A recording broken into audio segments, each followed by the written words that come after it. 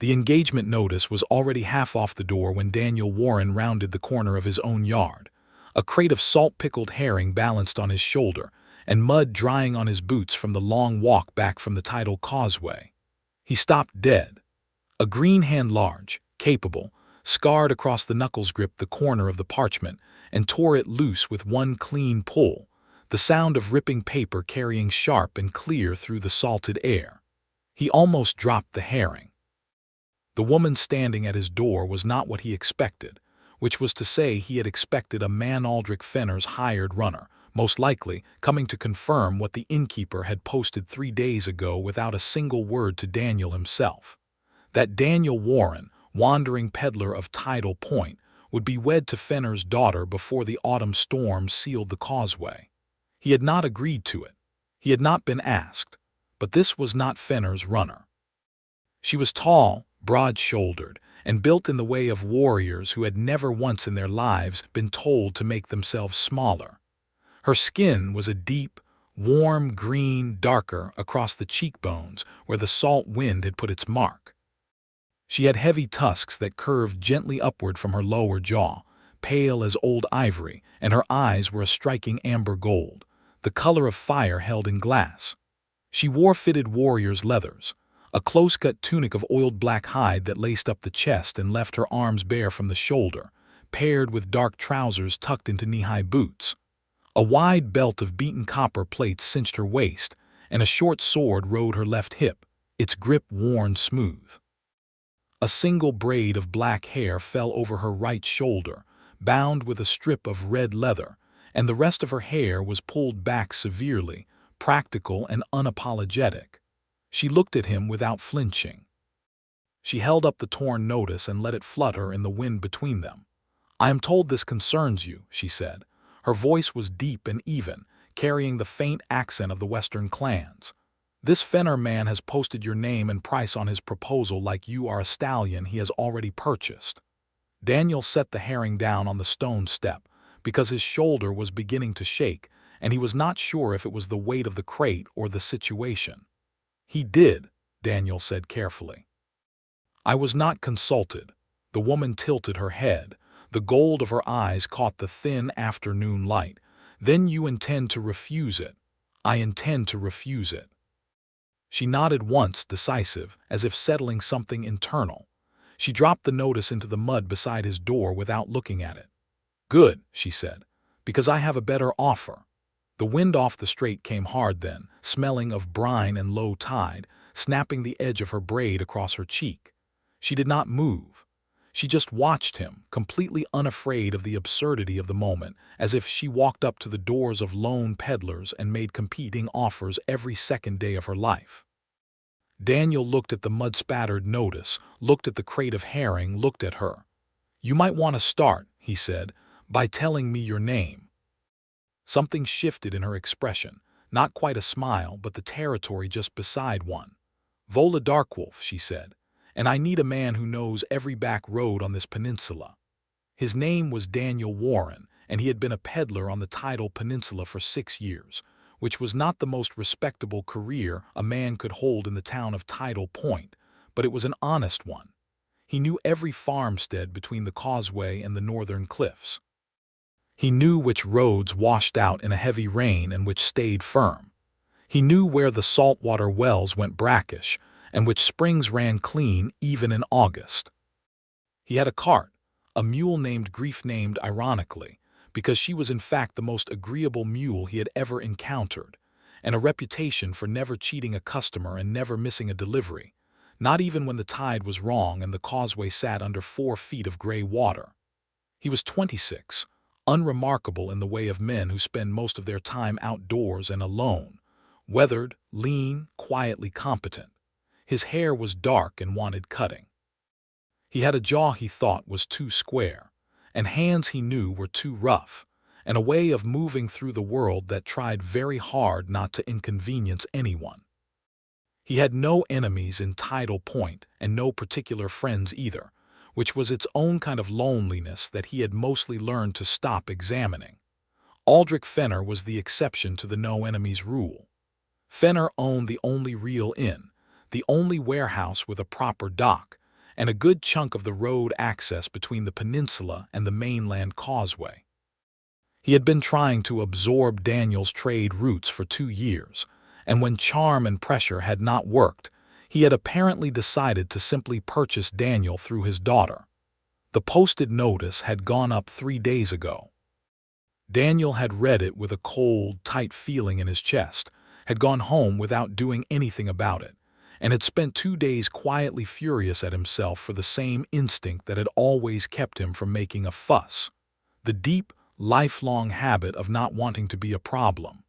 Vola Darkwolf, he was learning within the first 10 minutes of her company, had no such habit. She told him this as they sat across from each other at his small kitchen table, the herring still outside because he had forgotten to bring it in, a kettle on the hook over the hearth because it was the only hospitable thing he could think to do. She had sat down with the comfort of a woman accustomed to sitting anywhere she pleased. She told him that she had come from the mainland 2 weeks ago, alone, which was unusual, and on purpose, which was significant. She had been a war captain of the Darkwolf clan, a title that carried real weight in the West, and she had come east on a scouting mission that had nothing to do with war. She was looking for her younger brother, Drac, who had taken work on the tidal peninsula and had not sent word in 4 months.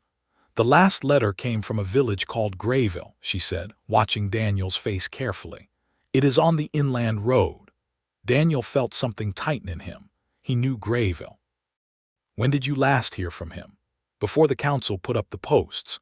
He nodded slowly. The council of Tidal Point had gone strange in the last 2 months. Strange was a polite way of saying frightening. A preacher named Morrow had arrived from the mainland with 3 hired men and a chest full of pamphlets, and he had been talking very loudly about the danger of allowing non-human folk to settle among decent people. He had started with the traveling merchants and the clan traders. He had gotten 2 orcs expelled from the peninsula already, a young woman who had been working at the tannery for 7 years, and an elderly man who had done nothing more threatening than sell healing herbs at the weekly market. The council had begun posting notices in every village about the importance of reporting any orc or dark blood presence to the appointed steward. Grayville's steward was a man named Collar who had always struck Daniel as the kind of person who enjoyed having authority more than he deserved. "How long has it been?" Daniel asked. 4 months since a letter. I have been trying to get access to the inland roads for 2 weeks, but Fenner's men control the main gate checkpoint, and they will not let me through. She kept her voice level, but something moved behind her eyes. I need someone who knows a way around. There it was. The better offer made plain. He thought about it for a moment. He thought about Grayville and Collar and Morrow's pamphlets. He thought about the tannery woman who had been given 1 hour to gather her things before they walked her to the causeway.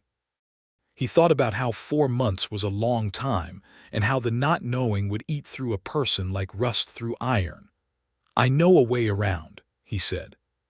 She held his gaze, searching it, clearly checking for the thing men sometimes hid behind words of help, pity, condescension, the presumption that an orc woman needed a human man to manage her situation. She did not find it, apparently, because she gave that small not-quite smile again.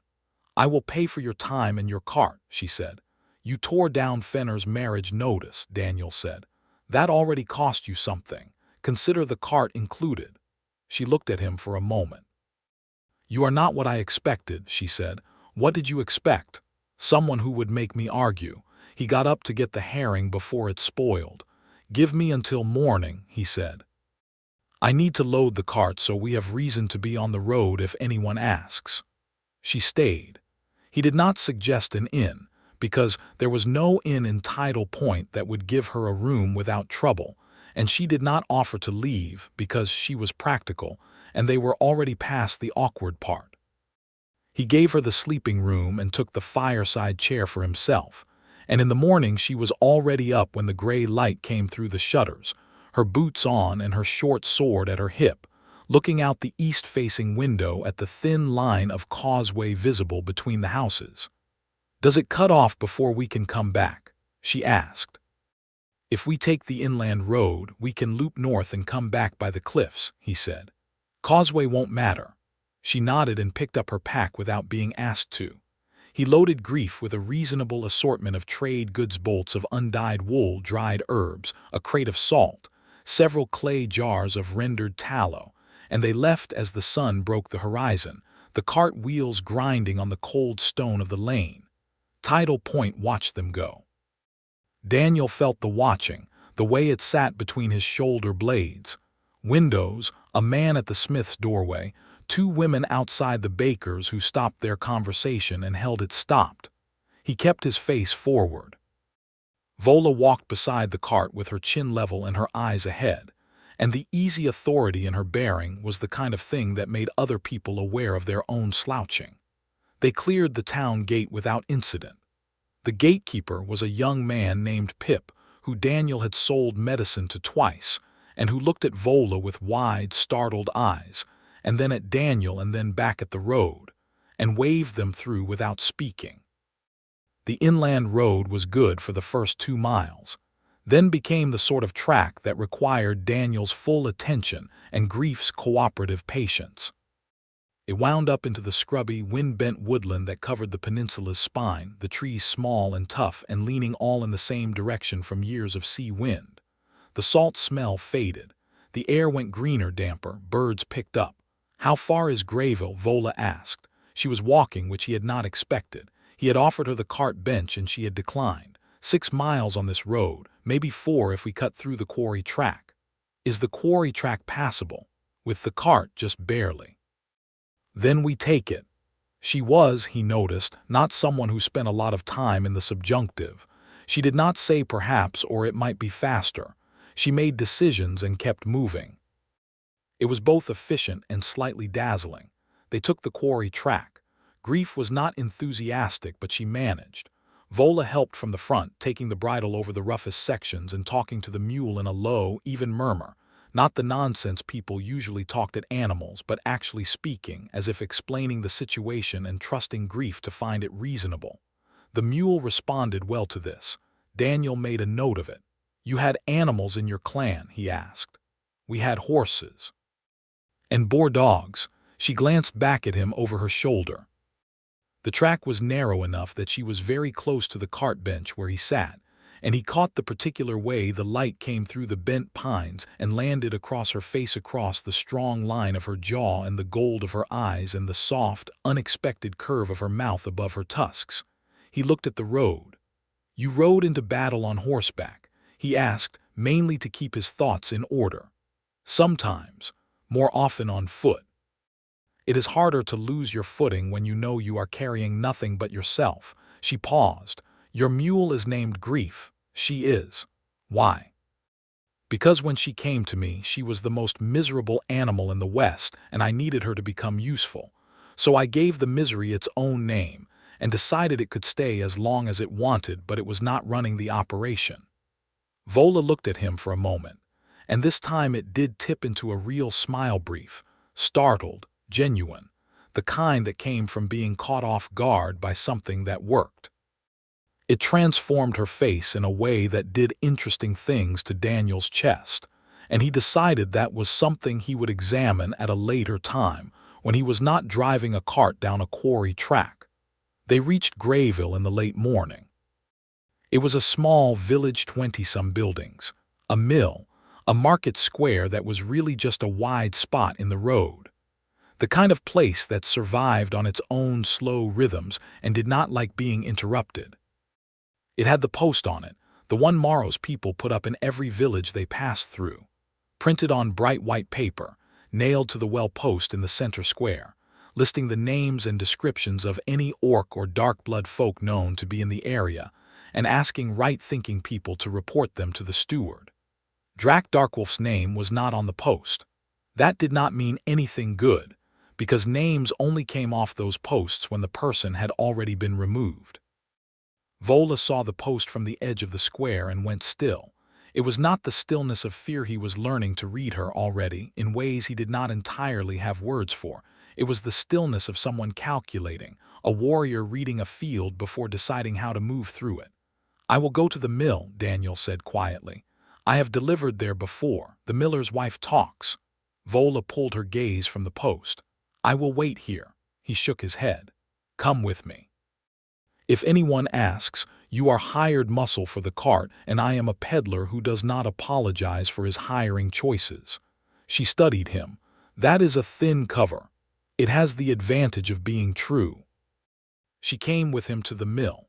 The miller's wife, a round woman named Belle who had always struck Daniel as someone who paid attention without advertising it, came out to meet the cart.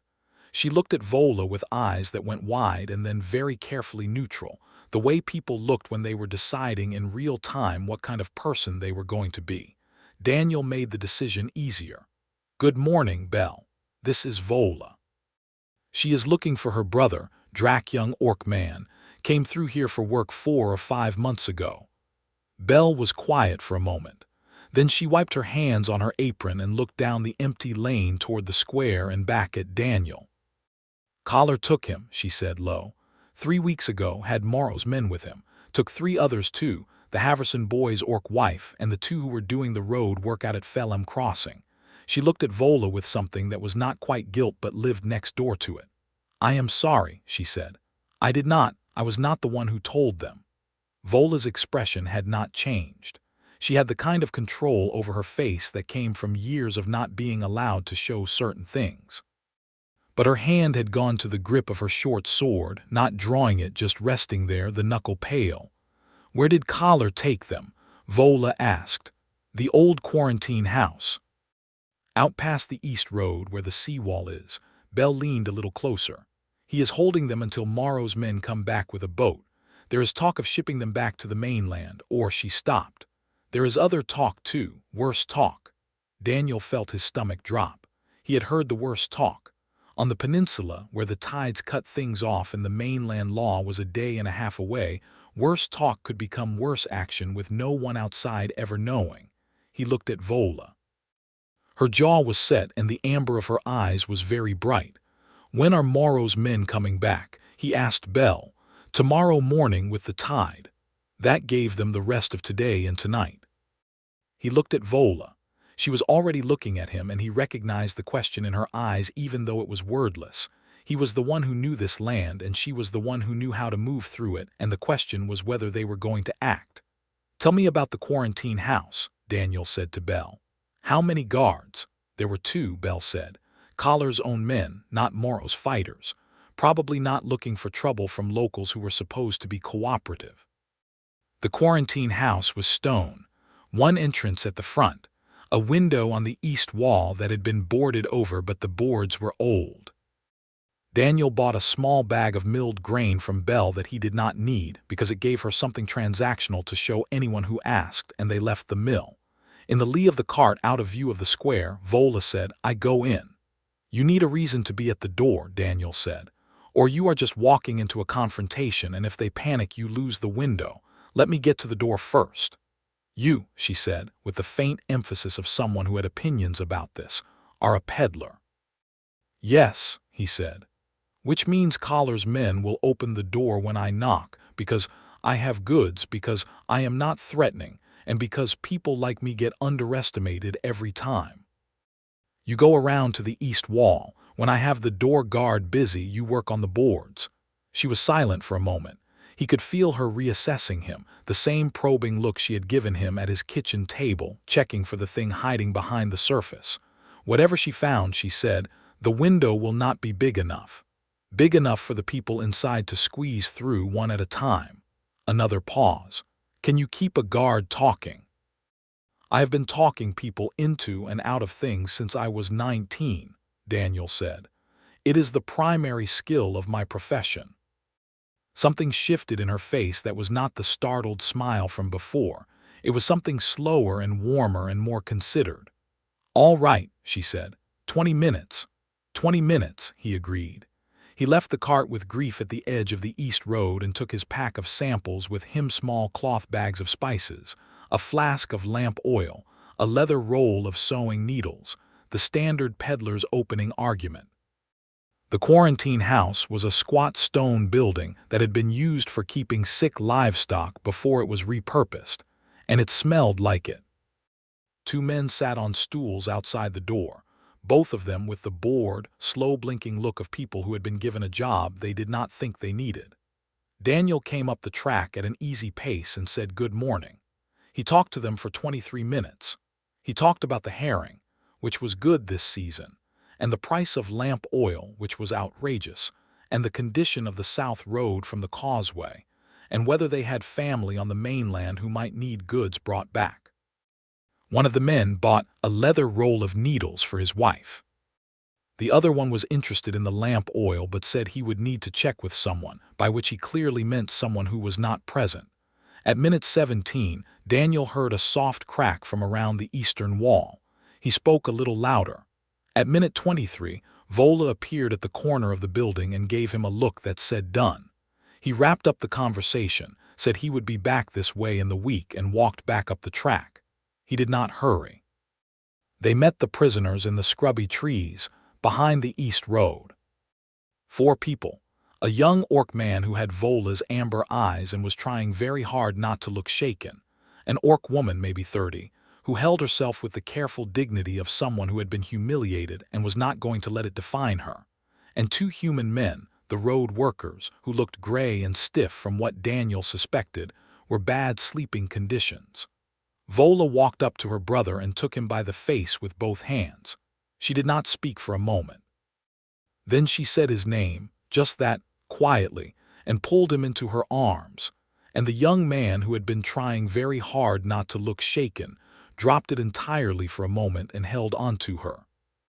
Daniel looked at the road workers and gave them each a handful of dried meat from his pack. One of them said thank you twice. The other just ate methodically, which was a fair response. The quarantine house, Daniel said to Vola when she had let her brother go. They will find the empty window within an hour, maybe sooner. We cannot take the main road back. The cliff road, she said. It was not a question. She had already been memorizing the map he had described on the way in. It is rough. And it will take us close to the seawall, which Collar might have someone at. I will take rough over open, she said. She looked at her brother. Can you walk? Darkwolf, who was younger than his sister by perhaps 4 or 5 years, and had a kind of resilience in his face that you could see had been hard-earned, said, I can run. Then you run, she said, and that was settled. They moved fast, 6 people and a cart and a mule, through the scrubby inland trees and then up onto the thin track that ran along the cliff's edge with the sea 100 feet below on the right and the wind taking everything loose. Daniel drove grief harder than he had in years, and the mule went at it with what he could only describe as professionalism. Vola ranged back and forth between the cart and the rear of the group, watching the track behind them with the calm, systematic attention of someone who had done rearguard before and knew exactly what to look for. They were 2 miles out from Tidal Point when they heard the horn. It was a short blast, then 2 more Collars' signal, Daniel knew, which meant the guards had found the window.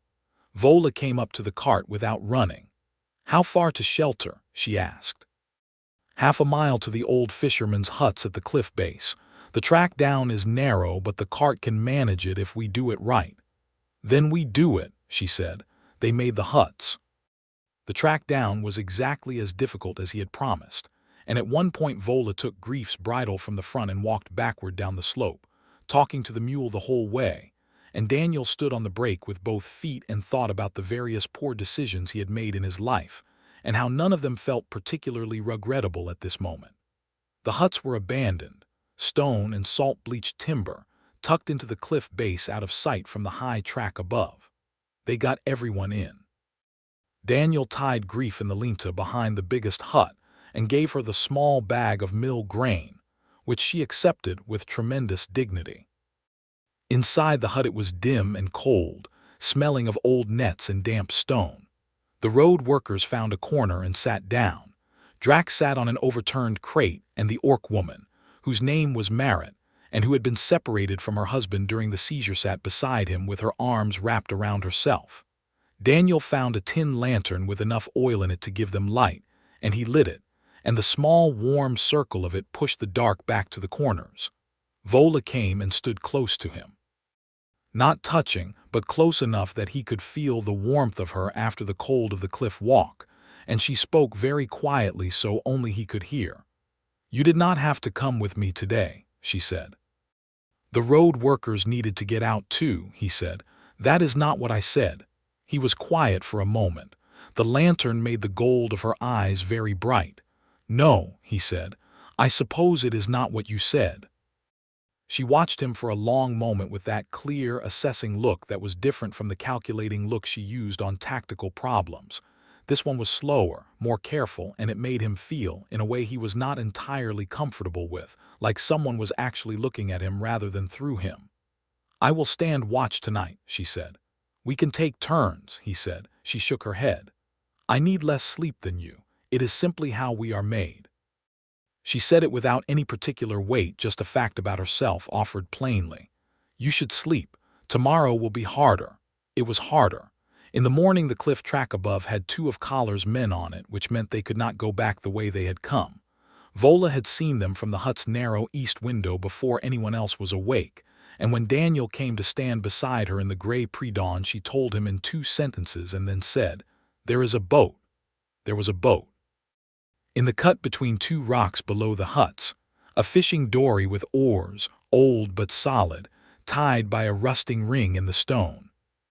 It belonged to whoever had last used these huts, which could have been anyone, but in the current circumstances Daniel was willing to be philosophically flexible about property. They could row north along the coast, stay below the cliff line, and come up at the fisherman's landing north of Tidal Point, a spot that Daniel knew and that Collar's men, who were inland people, almost certainly did not. They went in 2 trips, because the dory was not large. Vola rowed the first trip, herself, her brother Merritt, and one of the road workers, and she rowed it with a steady, powerful stroke that ate the distance without dramatics.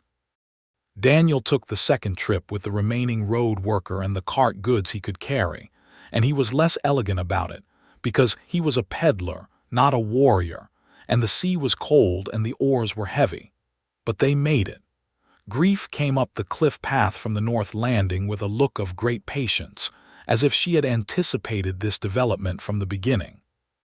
It was 3 days before Daniel felt certain enough to bring everyone properly into Tidal Point, and those 3 days were spent in a farmhouse at the edge of the north end, belonging to a widow named Hester who had known Daniel for 4 years and who looked at Vola with open curiosity, and then at Daniel with the particular knowing expression of a woman who has noticed something before the people in question have.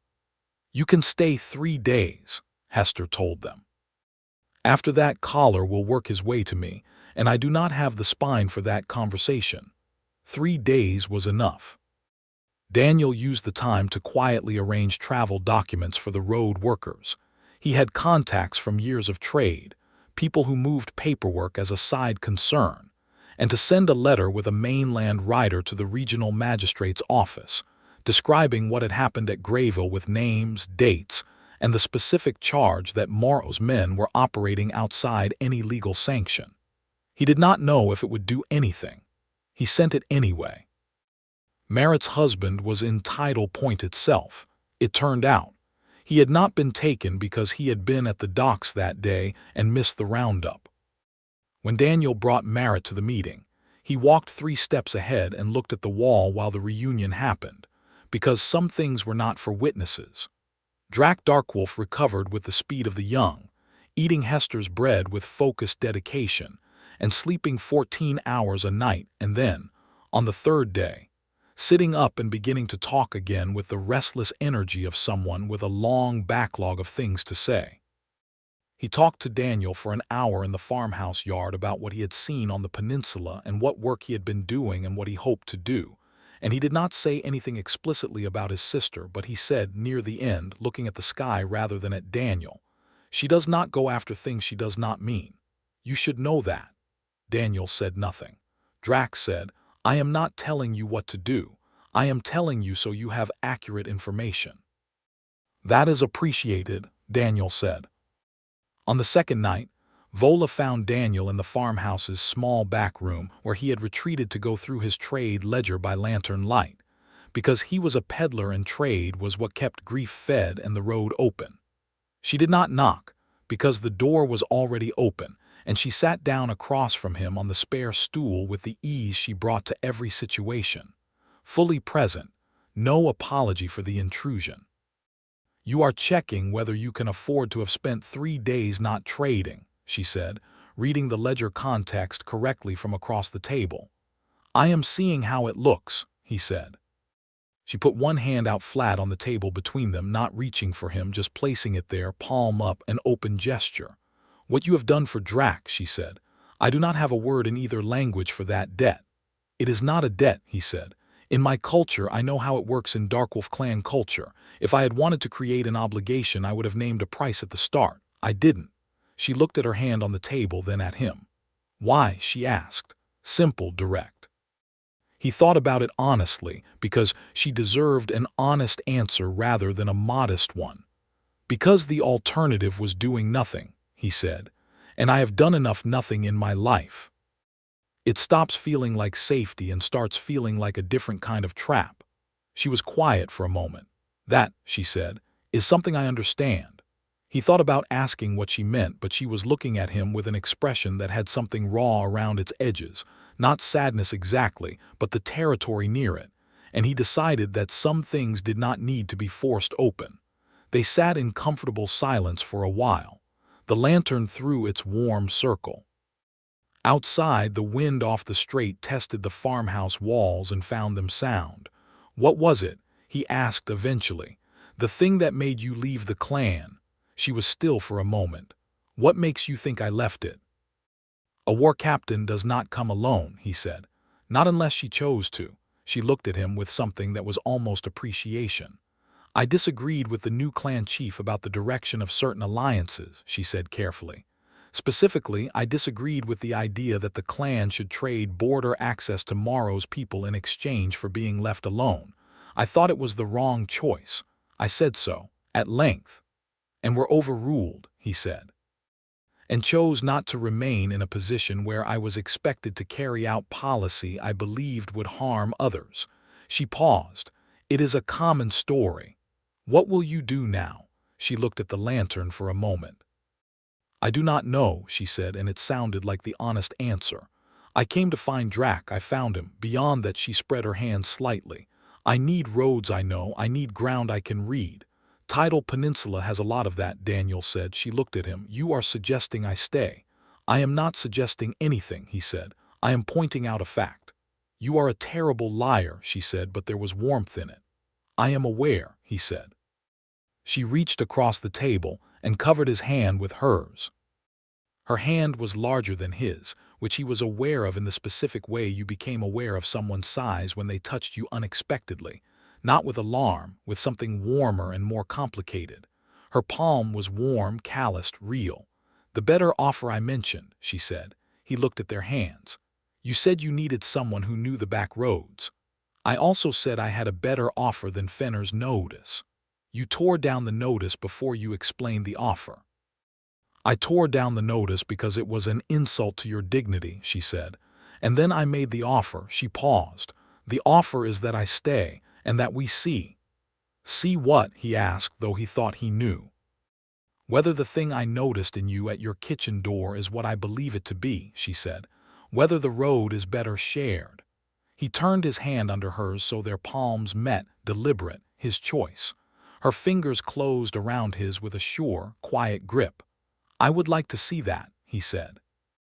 She looked at him for a long moment with those gold eyes that missed nothing, and whatever she found in his face appeared to satisfy her, because she let out a breath that had something like relief in it.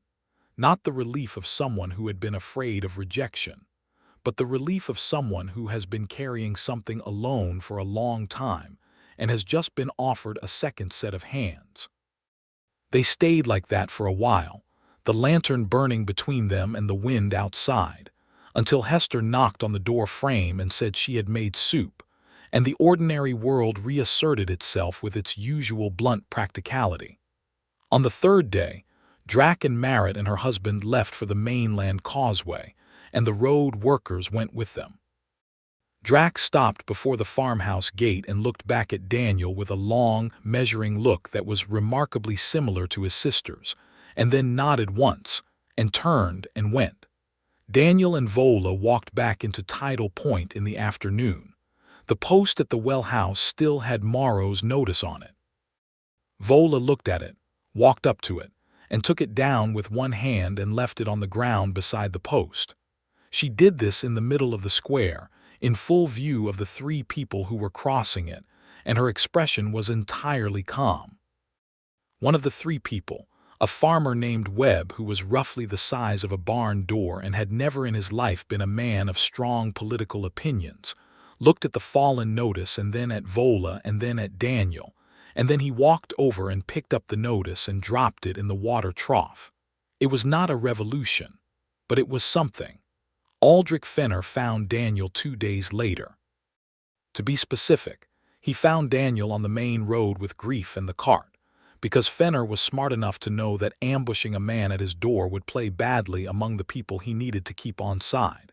He came with 2 of his warehouse men, which was the kind of company you brought when you wanted to seem reasonable while also being backed up.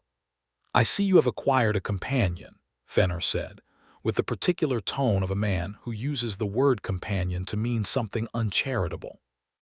Daniel finished tying off the load on the cart and turned around. "I have," he said. "The notice was a courtesy," Fenner said. "An offer. You are not obligated, of course." He paused. "My door remains open." "I appreciate that," Daniel said. "I will not be walking through it." Fenner's eyes moved to the corner of the square where Vola was unloading salt jars from a secondary cart she had borrowed from Hester.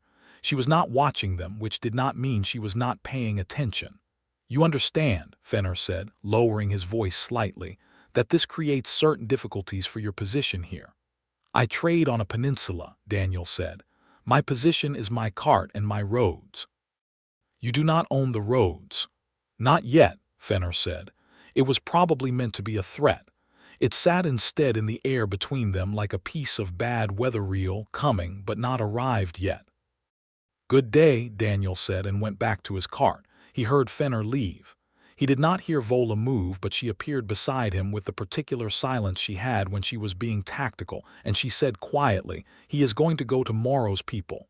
"Probably," Daniel said. "That is a problem." "Probably," Daniel said again. She considered this. "We need to move faster than he does," she said. "Move faster how?" She picked up a salt jar and handed it to him with the focused intent of someone who has already solved the tactical problem and is now moving to execution. "You have the letter to the magistrate. I know 2 people on this peninsula who have history with Morrow's operation from before I came here. They would testify if approached correctly. We have the road workers' names. We have what happened at Grayville." He took the jar. "You want to build a case. I want to make Morrow's presence here a liability before Fenner has the chance to use it as a resource," she said. "Yes." He looked at her. "You are good at this." "I was a war captain," she said. "War is mostly deciding what happens before anyone swings a weapon." They built the case over the following 2 weeks, moving through the peninsula along the back roads Daniel knew and Vola was learning, stopping at homesteads and mills and small fishing settlements, finding people who had witnessed things or suffered things, and who needed only to be shown that they were not alone in it before they would speak. It was not danger-free. Morrow's men were still on the peninsula, and Collar still had his position in Grayville, and there was a week in the middle where Daniel came home to his cottage to find that someone had been through it while he was out, nothing taken, just looked through, which was worse in its way than robbery. He did not tell Vola that night because there was no immediate threat to address, and telling her would only make her angry in a direction that would not help. She found out anyway because she noticed things. She was at his door when he came down in the morning, arms folded, a specific quality of stillness about her that he had learned to recognize as controlled fury. "You should have told me," she said. "I know," he said. "You are not protecting me by keeping things from me," she said. "You are keeping me from protecting you." He was quiet for a moment because it landed accurately. "You are right," he said. "I am sorry." She looked at him for a moment and some of the stillness shifted. "I will be staying here," she said. "Not at Hester's anymore, here." He held the door open. "All right," he said. It was a small cottage, which meant certain close proximities were inevitable, a fact that he was very aware of and that she seemed entirely untroubled by, in the way of someone who had lived in war camps where 4 people shared a hide tent and you simply made it work. She took the sleeping room and he stayed with the fireside chair, which was a distinction that began to blur when the nights got colder, and the hearth became the practical center of the cottage, rather than just a source of warmth. On one of those cold nights, 3 weeks after she had moved in, he woke from a dream in the chair and found her sitting on the hearth stones near his feet, sharpening her sword with long, slow strokes of the whetstone, not looking at him, the firelight making everything amber and warm. "You are supposed to be sleeping," he said. "I was thinking," she said. "About what?" She turned the sword in the light, checking the edge. "You," she said with simple directness. He was quiet. "I think about you more than is strategic," she said, which was perhaps the most Vola way she could possibly have phrased it, and he felt the deep, complicated warmth of it move through him. "I think about you also," he said, "more than is sensible."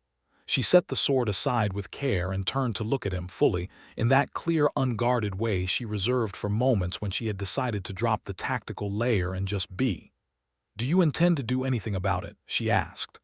"I was working my way there," he said. She reached up and put her hand on his knee, just that, warm and deliberate and waiting. He leaned forward and closed the distance between them, and she came the rest of the way herself. And the first time they kissed, it was with the feeling of something that had been building long enough that it arrived with real weight behind it. She kissed with the same directness she brought to everything certain, warm, demanding in a way that was not aggressive but was absolutely clear about what she wanted. He put his hands in her hair and she made a low sound against his mouth that he felt move through him like a current. They came up for air and she stayed close, her forehead just touching his, her breath warm. "There," she said. "That is better." He laughed, which surprised him, and she smiled. And for a moment the cottage was very warm and the peninsula, and all its complications were somewhere else entirely. The magistrate's men arrived 2 weeks later. This was the moment things broke open in the way that things break open when there is enough pressure from enough sides. The regional magistrate had received Daniel's letter and 3 additional letters from the road workers, and from one of the people Vola had located with direct testimony. He had sent 2 investigators. They arrived at the causeway on a morning when the tide was out, because the world has a sense of timing. Daniel met them at the gate and gave them everything: the documented accounts, the names, the dates, the description of what had happened at Grayville's quarantine house, the record of the tannery woman expelled without legal warrant, and the details of Morrow's operation and Fenner's quiet cooperation with it. He laid it out methodically, the way he laid out trade goods, clearly, completely, with nothing hidden under something else. Collar was formally suspended from his position within the day. Morrow was served a notice of inquiry that functioned, effectively, as an order to remove himself and his people from the peninsula pending investigation. Fenner's connection to the operation was documented and sent up the chain for review. It was not a clean resolution. The world is rarely that. Morrow's men were already on the mainland. Collar would fight the suspension. The review of Fenner's conduct would take months and might produce nothing more than a fine. But the immediate threat was over, and the notice on the Wellhouse Post did not go back up, and the tannery woman whose name was Silka came back to the peninsula 2 weeks after the investigators arrived, and there was a morning when Daniel saw her walking past his cottage gate, and he felt something in his chest settle. That evening, Vola came home with mud on her boots and wild thyme in her hand that she had picked along the North Cliff path, not for any particular purpose, he thought, just because she had wanted to, and she set it on the kitchen table and looked at him with something that had moved past the charged, tactical quality it had at the beginning and was now simply and unambiguously warm. "I want to stay," she said. "On the peninsula, on this road." She paused. "With you." He was at the hearth turning over a pot that smelled of something good, and he set down the ladle and turned around and looked at her with the full weight of what that meant to him, which he was not sure he could put adequately into language but tried anyway. "I want you to stay," he said. "I have been wanting that since the day you pulled the notice off my door." She crossed the cottage in 3 steps, which was all the room it had for crossing, and he opened his arms and she came into them, and the thing that settled in him then was not the quiet of loneliness finally going quiet, though it was partly that. It was bigger, warmer, more alive. The sense of being genuinely chosen, not by someone who needed something from him and would leave when it was handled, but by someone who had seen him clearly and was still here. She was taller than him and broader, and she held him with a strength she was careful with, and he held her back without any carefulness at all, and after a moment she laughed softly against his neck, a sound he had heard twice before and each time felt like a small, extraordinary gift. "You are squeezing," she said. "I know," he said, and did not stop. Outside, the October wind was starting to build toward the autumn storms that would close the causeway for weeks and make the peninsula a world unto itself, which Daniel had always found lonely and now thought he might find differently. In the morning, Fenner sent a last-round message through a hired boy, a note, handwritten, not a parchment notice this time, which was at least an acknowledgment that the formal approach had not served him. The note said, in careful language, that Fenner would like to discuss the matter of road access and trade arrangements at Daniel's convenience. Daniel handed the note to Vola, who read it and set it down and said, "He wants to negotiate now that he has lost the other leverage." "Yes," Daniel said. "What do you want to do?" He thought about it. Fenner was a problem that was not going away. He owned too much of the peninsula's infrastructure for that, and working with him was going to require a different footing than the one they had been on. Daniel wanted that footing to be clear from the beginning this time, which meant going in with something Fenner needed rather than going in as someone Fenner could maneuver. "Think," Daniel said, "that if we take the North Coast route and expand the trading circuits up past the Haverson farms and the cliff settlements, we open routes Fenner cannot reach without a boat, which means he needs us for those settlements more than we need him for anything." Vola considered this with the focused look she gave to tactical propositions. 6 months to build those routes. About that. We would need a second cart for the load. Hester has been talking about selling her secondary cart. "Hester always has something useful to sell," Vola said, which was accurate. She looked at the note. "Write back, tell him you will meet him next week. That gives us time to look at the North settlements before you sit down with him." "And you?" he asked. "I will come with you to the settlements." She looked at him. "I will not come with you to Fenner." "Why not?" "Because if I come with you to Fenner, he will spend the whole meeting deciding whether to be afraid of me or dismissive of me, and you will spend the whole meeting managing that, and nothing useful will get done." She said it without any heat, just a clear reading of the situation. "You do better alone in a room with someone like him. You have been doing it your whole trading life." He looked at her for a moment. "You have thought about this more than I have." "I have been paying attention to how you work," she said. "You should do the same," he smiled. "I have been paying attention to how you work," he said. "I have been paying attention to most things about you." She did not blush. Her skin was not made for it, but something in her expression shifted in a way he recognized, something pleased and a little unguarded. She turned back to the note. "Write to him," she said. "Then come help me with the cart, because the left wheel on Hester's secondary is going to need looking at." He wrote the note, and then he went out and helped her with the cart wheel, and they spent an hour in the yard in the clean morning air with their heads together over the wheel joint, and she handed him tools with the ease of 2 people who had been working together for much longer than they had, and at one point their hands overlapped on the axle, and she turned her wrist and closed her fingers around his for a brief moment without comment or explanation. Just that. Just her hand on his in the cold October light, and the warmth of it stayed with him for the rest of the day. The North Coast settlements were everything Daniel had known they would be: remote, proud, poorly supplied, and deeply in need of regular trade contact. There were 4 of them along the cliff road, ranging from a small fishing settlement of 12 families to a proper inland village of perhaps 60 that had been cut off from the main supply routes by Fenner's control of the warehouse dock. They welcomed the cart with the particular warmth of people who have been overlooked long enough to appreciate not being overlooked. Vola made herself known in all 4 places with the same approach she used everywhere. She did not ask for acceptance, and she did not perform harmlessness. She worked. She helped unload the cart. She fixed a broken fence post at the fishing settlement because she was passing it and had the tools. She listened to a dispute between 2 Haverson brothers about a shared fishing weir, and offered a solution that was fair to both and that neither had come up with on their own, because she was a war captain and dispute resolution was part of the job description. By the end of the first week in the North settlements, the Cliff Road people knew her name, and not with the fearful or performative tolerance that Daniel had been braced for with the specific ease of people who have made their own assessment and come to their own conclusion. She came back to the main cart on the 3rd day from a conversation with the headwoman of the Cliff Village, and she looked at him with something new in her expression, something that had the particular quality of a thing resolved. She offered me a standing contract, Vola said. Winter road watch.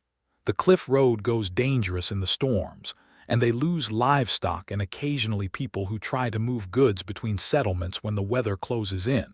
She wants someone to patrol it and keep it open. Daniel looked at her. Are you going to take it?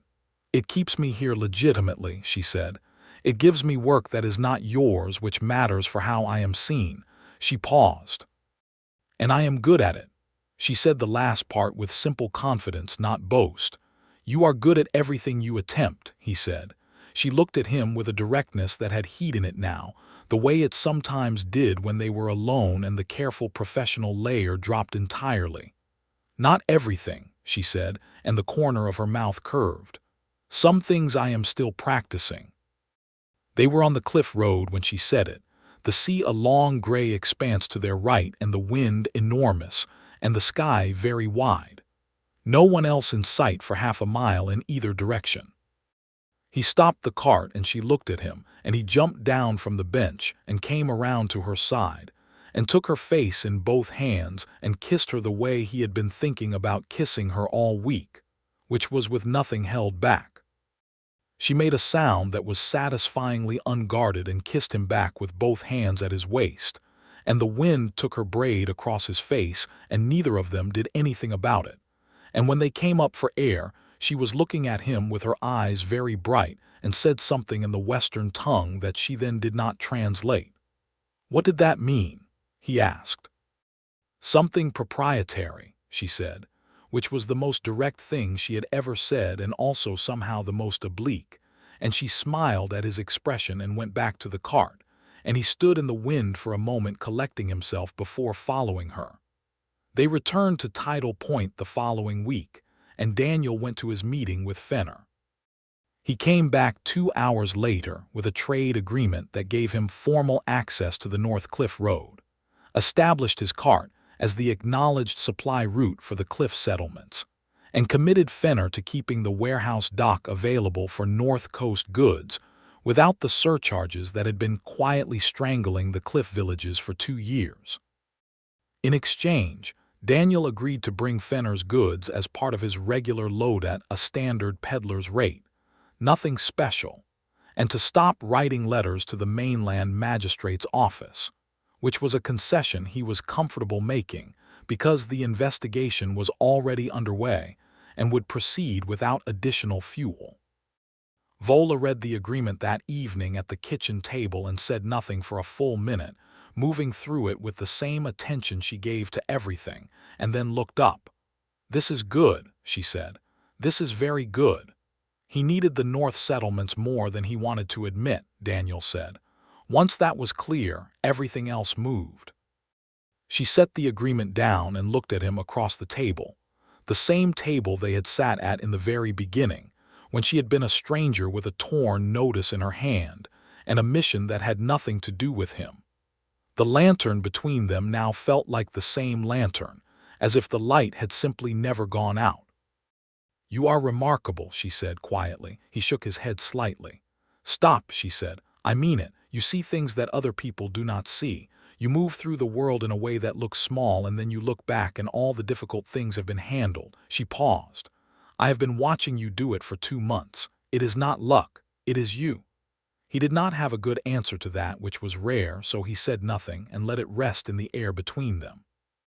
She reached across and covered his hand with hers, palm to palm, the way they had sat in this exact position once before in the beginning. "I should tell you something," she said. "All right."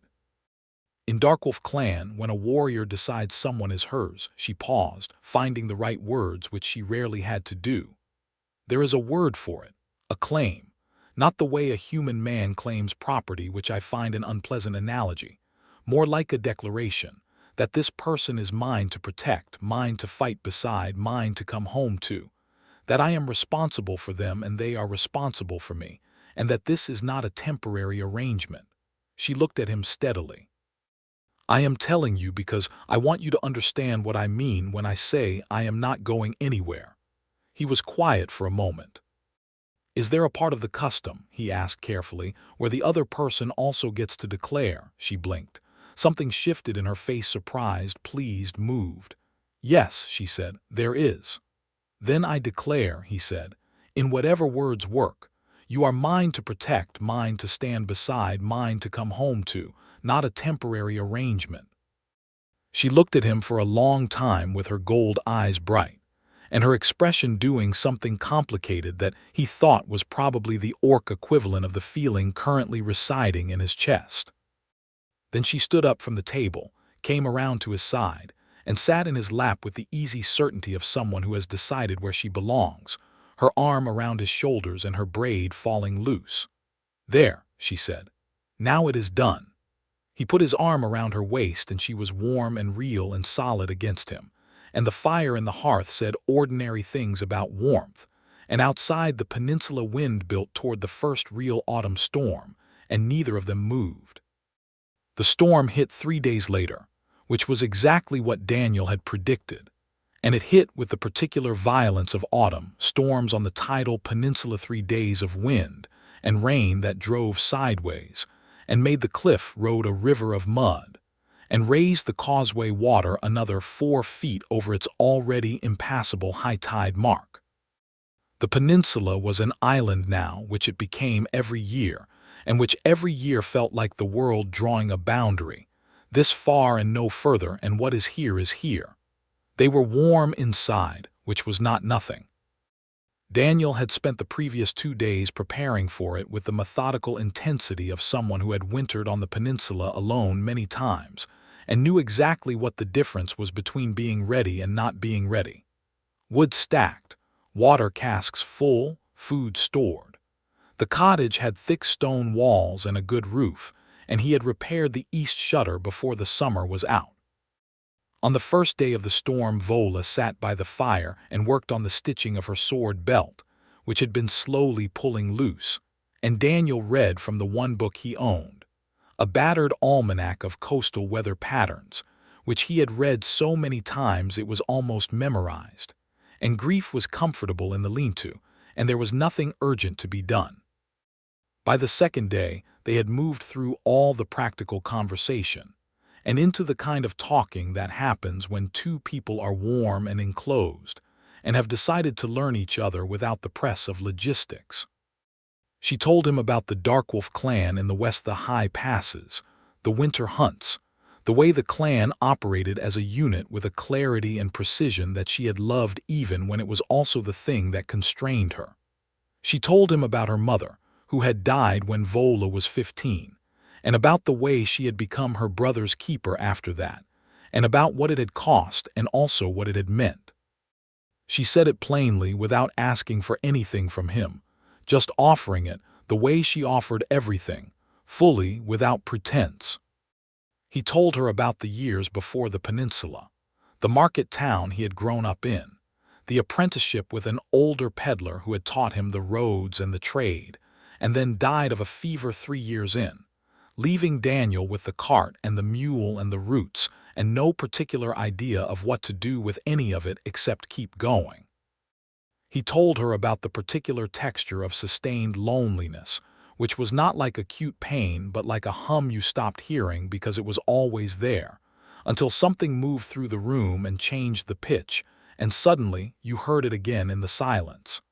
"I heard it again," he said, "the day you tore the notice down." She looked at him with an expression that was not the tactical assessing look or the warm, unguarded look or the particular brightness that meant she was about to make a decision. This was something quieter than all of those. Something that looked like being home. She leaned across and kissed him, slow and deliberate, and then pulled back just enough to look at his face, and whatever she saw there made her give a small, certain nod, as if confirming something. On the third night of the storm, the wind dropped suddenly around midnight the way storm winds do, not gently, but instantly, as if a door had been shut, leaving a silence that felt enormous. Daniel woke to it and lay still for a moment listening to the absence of sound. Then he got up and went to the east window and looked out. The storm had cleared ahead of itself, the way autumn storms sometimes did on the coast. The clouds had been moved off by their own wind and left behind a sky that was vast and absolutely clear, the kind of sky that only existed after storms, all the usual haze washed away, the stars so dense and close they looked solid. He heard her behind him and turned. Vola was at the doorway of the sleeping room, her hair loose from its braid for once, wearing a long sleep shirt that was one of his that she had borrowed in the third week and simply kept. She looked at the window and then at him. "Open it," she said. He opened the east shutter and the night came in cold, bright, smelling of rain and stone and sea, the air so clean it made the inside of the cottage feel suddenly small by comparison. The stars were enormous. She came to stand beside him at the open window, her shoulder against his. They stood like that for a while, neither speaking, looking at the stars and the dark mass of the cliff and the glitter of the sea in starlight, the whole enormous open world right there. He turned toward her. She was already looking at him, not at the sky, and her expression in the starlight was open and unguarded and warm in the way of someone who has found where they belong and knows it completely. "The road will be good in the morning," he said. "Yes," she said. "Grief is going to want to run after 3 days in the lean-to." "She can run," Vola said. "We can run with her." He smiled.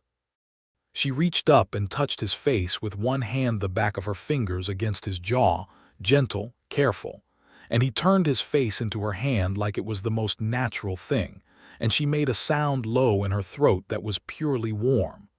"Come outside," she said. They went out into the cold night air, onto the stone step and then into the yard, and the sky came down around them enormous and brilliant, the kind of sky that made being small feel like a privilege rather than an inadequacy. She took his hand and they stood in the open yard with the whole washed world around them and the cold good air and the stars. He turned to her in the dark and she was already turning to him, and this time there was nothing held back on either side, no tactical layer, no logistics, no pending threats or trade agreements or distances to calculate. He pulled her close, and she came all the way in and they kissed under the open sky with the warmth of it moving all the way through him. And she was claiming and claimed at once, both. The same, her arms around him and his hands in her loose hair, and the night enormous and indifferent around them, and the two of them its own answering, warm and private and entirely theirs. "Mine," she said against his mouth, and the word had all the weight of the declaration she had explained at the kitchen table: protection and responsibility and permanence, the whole clan word compressed into one syllable. "Yours," he said back, "and you are mine." She made a sound that was somewhere between a laugh and something more serious and pulled him closer. "Yes," she said, "that part also." The road came back in the morning. Grief did want to run, and they let her, and the cart went faster than was strictly prudent along the North Cliff Road with the sea glittering below and the air clean and the peninsula bright and salt-sharp after the storm. Vola sat on the cart bench beside him for once, her shoulder against his, her braid back in its place with its strip of red leather, And at some point on the north stretch, she put her hand on his knee and left it there. And he put his hand over hers, and they drove north like that through the brilliant morning. The cliff settlements turned out well, and the trade routes held, and Fenner found, in the end, that cooperation with Daniel Warren's circuits was more profitable than obstruction, which was the outcome Daniel had privately thought most likely once the power calculus shifted. Morrow's investigation produced a formal rebuke from the mainland judiciary, which was not as satisfying as a more decisive outcome would have been, but removed the preacher from the peninsula permanently and established a legal precedent that Tidal Points Council was obligated to reference in the future, which was, Daniel thought, perhaps more lasting than the satisfying outcome. Silka the tannery worker came back and kept her job, and the elderly herb seller whose name was Gren returned as well, and the Haverson orc wife whose name was Pira was still at home with her husband and had never left. The peninsula did not become perfect, because places did not become perfect, but it became somewhat more like itself without the outside pressure forcing it toward a narrowness that had never been truly its own. Vola took the Cliff Road winter contract and executed it with exactly the competence the headwoman had bought it for. Over the winter months, she became known on the North Road as the person you went to if you needed something found, fixed, or moved through difficult terrain. And this was neither the reputation she had held as a war captain, nor the reputation she had feared when she came to the peninsula alone. It was something new and particular and entirely hers. She carried a second knife on the Cliff Road, one she had taken in trade from a blacksmith at the South Settlement who owed Daniel a favor and who made excellent work. It was a simple blade, good steel, balanced for a person with large hands, and she kept it on her right hip while the short sword rode the left. She offered once to teach Daniel the short blade, and he accepted, and they spent 4 afternoons in the yard behind the cottage with Grief watching from the lean-to in what Daniel interpreted as philosophical support. He was not a natural with a blade, which she told him honestly and which he already knew. He was, however, committed and methodical, which she told him were more valuable than natural talent in the long run. He became adequate with the knife, which was all he had aimed for. By the time the causeway opened again in the spring, and the first mainland supply boat came around the point, Daniel Warren and Vola Darkwolf were a known quantity on the tidal peninsula. Not in the dramatic way, not in the way that required a proclamation, but in the way that mattered more. The steady, accumulated way of being present and reliable until presence itself becomes the fact that organizes everything around it. The notice that had started it all, Fenner's engagement posting, torn loose with one pull and dropped in the mud, was long since dissolved into the ground. Daniel thought about it sometimes in the abstract way you thought about turning points when you were far enough past them to see them clearly. The peculiar cascade of events that had led from an orc warrior at his door with a better offer to this particular morning in this particular spring, the causeway watered down, and the tide going out, and the road stretching north along the cliff, with the whole bright season ahead of it. Vola came out of the cottage behind him with 2 cups of something hot and handed him one without comment, and they stood at the yard gate looking at the road together. "What are you thinking about?" she asked. "Causeway's open," he said. "Supply run in 2 days." "I know," she drank from her cup. "That is not what you were thinking about," he smiled. She always knew. "I was thinking about the notice," he said. "The one you tore down." She was quiet for a moment. "Do you regret it?" she asked, and the question was genuine, not insecure, just asking. "No," he said. "I was thinking about what you said when you did it, that you had a better offer." "I did," she said. "You delivered," he said. She looked at him with the quiet, bright expression that he had learned over the months, the one that meant she was fully present and unguarded and simply, completely here. She put her arm around his shoulders and he leaned into her, and the spring morning went on and the road went north and the sea was very blue below the cliff. "So did you," she said. She meant the roads, the back ways in and out. She meant Grayville and the quarantine house window and the letter to the magistrate. She meant the meeting with Fenner and the trade agreement, and the 4 cliff settlements that now had steady supply. She meant the afternoons with the blades and the nights at the kitchen table and the storm's eye opening to a brilliant sky and his hands in her hair under the stars. She meant all of it, the whole accumulated weight of someone showing up completely and staying. She meant him.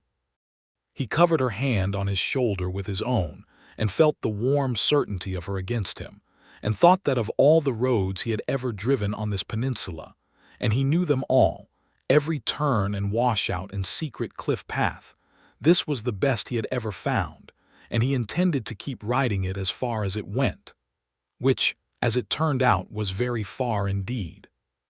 The spring ran into summer, and the summer was the best they had both had in years, warm, clear, the trade routes busy, the cliff settlements flush with goods, and the peninsula settling back into its own slower rhythms now that the outside pressure had lifted.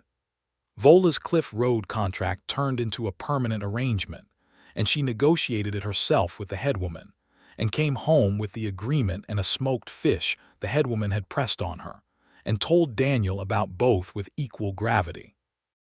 They expanded the cart routes south as well, and the second cart the one Hester had sold them made the circuits shorter and the loads manageable, and Daniel hired a temporary driver for the south route, a young man from the fishing settlement named Alec who was reliable and enthusiastic, and who looked at Vola with the undisguised admiration of someone encountering something genuinely impressive for the first time, which she ignored entirely.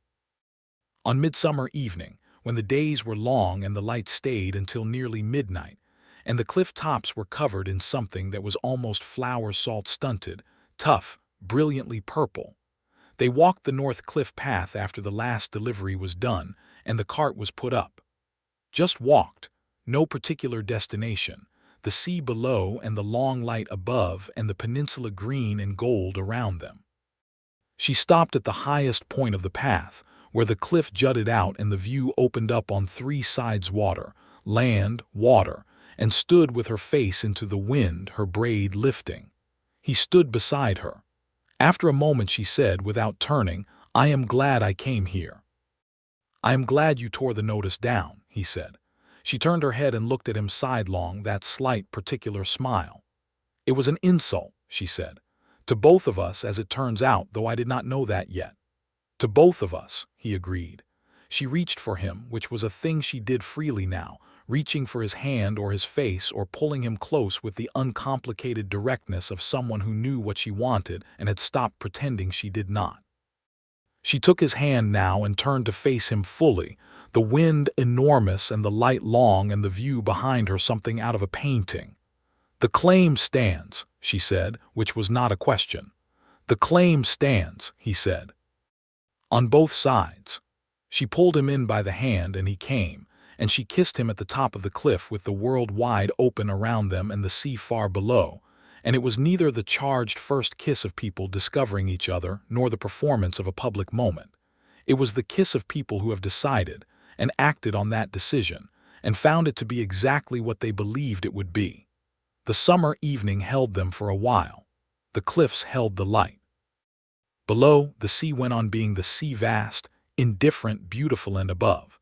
The sky was the particular deep blue that comes just before dark on the longest days, and the two of them were a small warm point in the middle of all that expanse, which was both very small and very much enough. He held her in the last of the light, and felt the specific rightness of someone who has been without a thing for so long that having it feels like remembering, like recovering something that should have been there all along. She was warm and solid against him, her arms around his back, her chin at his temple, her heartbeat even and close. "We should go back before dark," she said, eventually. "We should," he agreed, and neither of them moved for another long moment. The road home was familiar, which was its own gift, the familiarity of a road you have walked enough times to know every turn by feel, to know where it dips and where it rises, and where the sea comes briefly into view. They walked it as the light finally failed, her hand in his, tidal points scattered lights visible below them as they came down off the cliffs, the cottage among them with its particular warm window. Inside, the fire wanted building and grief wanted her evening grain, and the trade ledger needed updating before the month's end. All the ordinary things, the good ordinary things, the fabric of a life that was going on being lived. He fed the fire. She fed the mule. He opened the ledger. She sat across from him and took out her sword belt and the whetstone, and the sound of the sharpening was a steady, even rhythm, and the fire was warm, and outside the long summer night had fully arrived. He looked at her across the table, across the lantern that was the same lantern, always the same lantern, burning between them since the first night, and she looked up and met his eyes, and for a moment the whole room was simply the two of them, and the warmth, and the choice they had each made and kept making every day without drama or doubt. "Good day," she said. "Very good day," he said. He went back to the ledger. She went back to the whetstone. The night settled around the cottage, and the peninsula kept its slow rhythms, and the road north lay open and clear under the stars, waiting for morning.